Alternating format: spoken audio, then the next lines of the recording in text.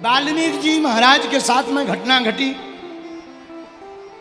संत का थोड़ा सा संग मिला और हुआ क्या, उल्टा नाम जपऊ जग जाना। उल्टा नाम वाल्मीकि जी ने लिया, राम नहीं कहा। मरा मरा मरा मराम मराम मराम मरा मरा कहते हुए राम बन गया। उल्टा नाम जपऊ जग जाना, फिर वाल्मीकि भय ब्रह्म समान। ब्रह्म के समान श्री वाल्मीकि जी हो गए। मेरे पागलो, यही तुमसे हम कहना चाहते हैं। जिस प्रकार नारद जी का संग पाकर वाल्मीकि जी उल्टे चक्कर में पड़कर उल्टा नाम जप करके सीधे परमात्मा के पास पहुंच गए, यही तुमसे कहना चाहते। तुम्हारे अंदर अगर विचार उल्टे हों, मन में संगति कुसंगति के विचार उल्टे हों, घबराना नहीं, किसी सच्चे साधु की संगत करना, तुम्हारी जिंदगी के दिन भी सीधे हो जाएंगे। आहा, एक बात और बड़ी बात है, क्या आपने कभी विचार किया कि हम गुरु जी के चरणों में अपना मस्तक क्यों रखते हैं? क्यों रखते हैं? बोलिए, गुरु जी के चरणों में मस्तक क्यों रखा जाता है? अच्छा ऐसे समझो, आपने कभी मुहर देखी? मुहर जो सील होती है, मुहर, मुहर में जो अक्षर बने रहते हैं वो उल्टे होते हैं।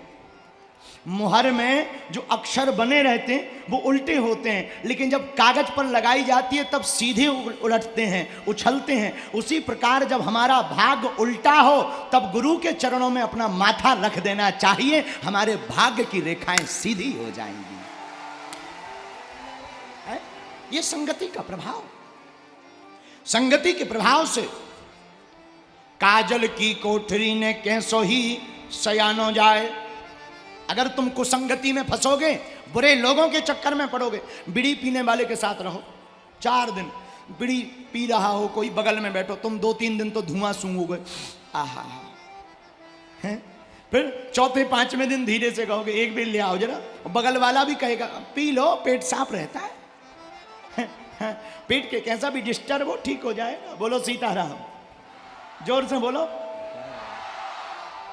हम एक बार एक विद्यालय गए, विद्यालय, वहां हमें एक बालक मिला पढ़ने वाला। अब ये नहीं बताएंगे कि वो खुरई का था।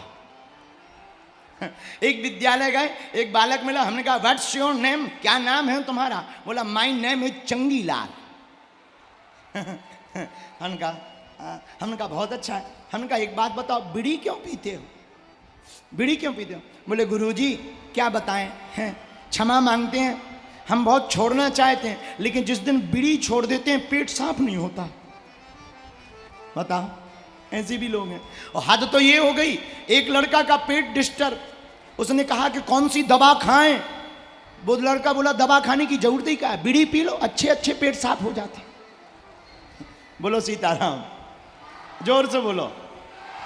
तो संगति के प्रभाव के कारण जब कुसंग मिल जाता है तो बुरी आदतें आती हैं, लेकिन जब संतों का संग मिल जाता है तो भगवान की भक्ति और अच्छी आदतें आ जाती हैं। बोलो सीताराम, जोर से बोलो। एक बात और मेरे पागलो, संगति का असर इतना तीक्ष्ण होता है कि व्यक्ति जिसके संग में रहेगा उसी की जैसी बातें करने लगेगा, जिसको बार बार देखेगा। आहा, पवन, पवन मतलब हवा। हवा के संपर्क में धूल आती है तो धूल आसमान पहुंच जाती। हवा के संपर्क में धूल आती है तो वो आसमान पहुंच जाती, लेकिन वही धूल जब जल की संगत करती है तो वो कीचड़ बन जाती है। यही हमारी तुम्हारी जिंदगी है मेरे पागलो। हम किसी सच्चे सज्जन, हमसे कोई पूछे संगति किसकी करें, हम तो यही कहेंगे अंजनी पुत्र पवन सुत नामा, अंजनी पुत्र पवन सुत। हनुमान जी महाराज की संगति करो। आप कहोगे गुरु जी हनुमान जी मिलेंगे कहाँ?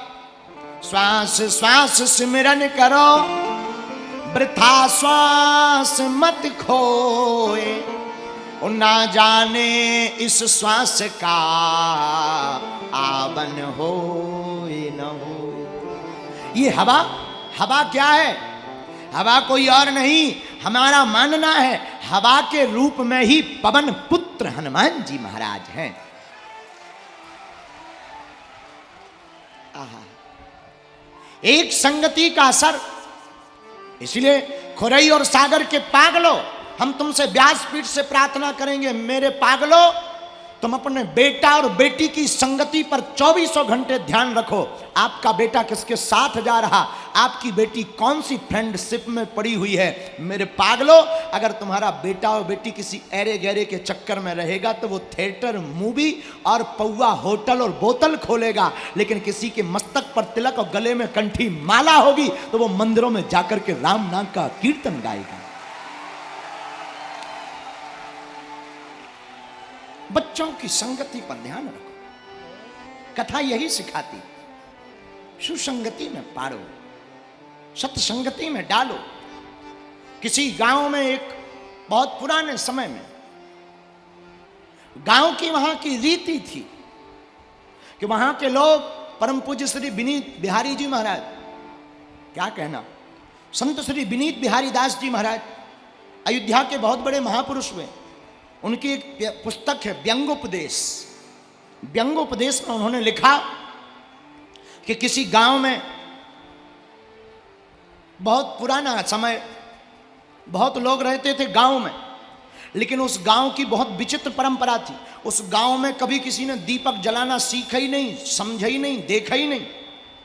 तो पूरा का पूरा गांव रात होते ही अपने हाथ में तसला लेकर, अपने हाथ में छिटिया लेकर, अपने हाथ में छोटे छोटे बर्तन के पात्र लेकर के पूरी रात घर के अंदर से अंधियारी को ढोते थे बाहर।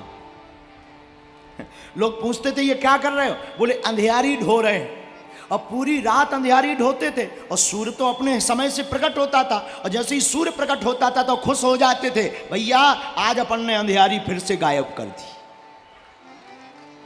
दिन भर सोते, रात भर अंधियारी ढोते। परंतु मेरे पागलों, क्या ये सही था? मूर्खता थी। ज्ञान के बारे में, प्रकाश के बारे में पता नहीं, तो अज्ञान के कारण वो पूरी रात अंधियारी ढोने में निकाल देते। अब वो ढोएं या ना ढोएं, सूर्य तो उदय होना ही है।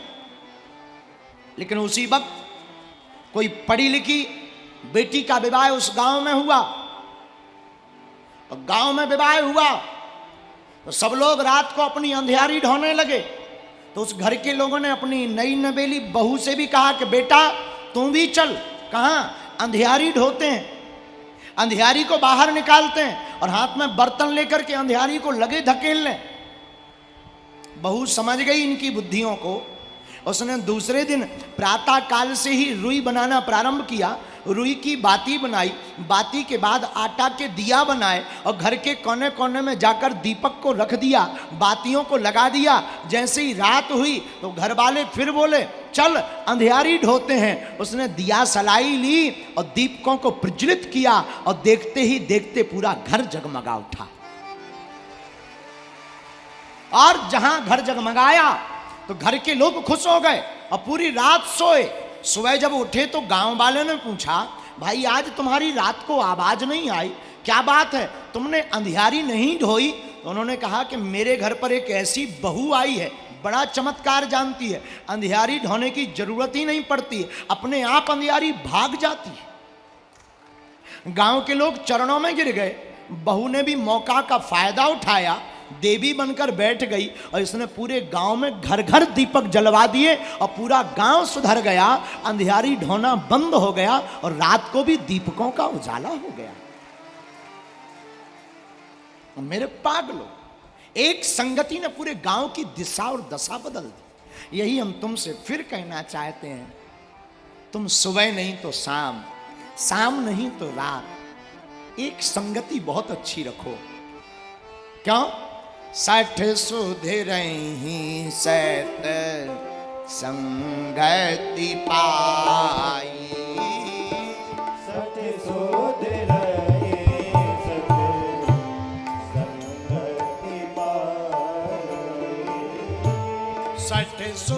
हेरा